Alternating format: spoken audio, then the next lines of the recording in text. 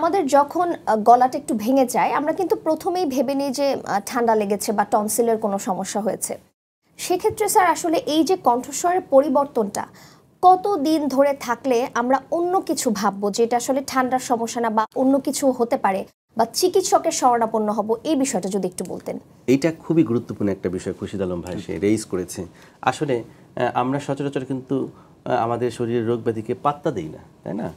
কণ্ঠটা ভেঙে গিয়েছে, তো এটা হয়তো ঠান্ডা লেগেছে বা আমি একটু অ্যাবিউজ করেছি কণ্ঠের। এটা আমি কয়েকদিন আগে আমার খুব ঘনিষ্ঠ ভাজন একজন বড় ভাই তিনি নগরকান্দার থেকে ফোন করলেন যে ডক্টর আমার তো কণ্ঠটা ঠিক হচ্ছে না, ওই আমি তো আসলে ওই খেলাধুলার একটা প্রোগ্রামে গেছিলাম, একটু চিল্লাপাল্লা করছিলাম, তারপর থেকে না কণ্ঠটা ঠিক হচ্ছে না, তো কি করা যায়?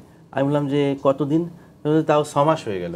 তার পরীক্ষা নিরীক্ষা করে দেখলাম যে বিশাল বড় পলিপ তার স্বরযন্ত্রে বাসা বেঁধেছে। তো বলা হয়েছে যে যদি 2 সপ্তাহের মধ্যে কণ্ঠস্বরের পরিবর্তনটা যদি ঠিক না হয়, অর্থাৎ যার যেরকম ভয়েস সেই ভয়েসটা যদি 2 সপ্তাহের মধ্যে প্রাইমারি মেডিকেশনে ঠিক না হয়, তার কিন্তু আর ঘরে বসে থাকার কোনো সুযোগ নেই। তাকে অবশ্যই একজন নাক কান গলা চিকিৎসকের কাছে যেতে হবে, যে এটার কজটাকে ফাইন্ড আউট করার জন্য যে আসলেই তার ভোকাল কর্ডের মধ্যে কোনো রকম কোনো রোগ বাসা বেঁধেছে কিনা। এটা কিন্তু আমার মনে হয় যে প্রিয় দর্শক আপনাদের জন্য খুবই একটি গুরুত্বপূর্ণ বার্তা। ভোকাল কর্ডের প্রবলেমস তো হয়, কিন্তু এটা কত দূর পর্যন্ত যেতে পারে? খুরশিদ আলম ভাই খুবই গুরুত্বপূর্ণ একটি প্রশ্ন করেছেন, যেটার জন্য আমাদের দর্শকরাও অধীর আগ্রহে অপেক্ষা করছেন।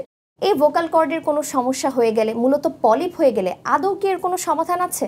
নিশ্চয়ই সমাধান আছে। যে রোগ সৃষ্টিকর্তা দিয়েছেন, এটি সমাধানের ব্যবস্থাও কিন্তু সৃষ্টিকর্তা করে দিয়েছেন। তো ঠিক এরকম একটি সমস্যা নিয়েই কিন্তু সাংবাদিক শুভ খান আমার চেম্বারে কিছুদিন আগে এসেছিলেন।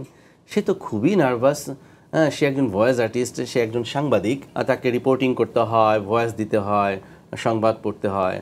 তো সে তার ভয়েস নিয়ে মারাত্মক প্রবলেমের মধ্যে আছে যে এখন কে ভয়েস দিচ্ছে, রাইট? তো তখন আমি তো তার পরীক্ষা নিরীক্ষা করলাম। একটি পরীক্ষা কিন্তু ডক্টর মারজান আমরা এখানে করি, যেটির নাম হচ্ছে ফাইবার অপটিক ল্যারিঙ্গোস্কোপি, FOL, সাধারণ জনগণ বলে ফল টেস্ট, তাই না? এই পরীক্ষাটা আমরা করে দেখি যে সাংবাদিক শুভ খানের যে ভোকাল কর্ডের, যেটা আমরা দেখালাম একটু আগে, একটি পলিপ বাসা বেঁধেছে।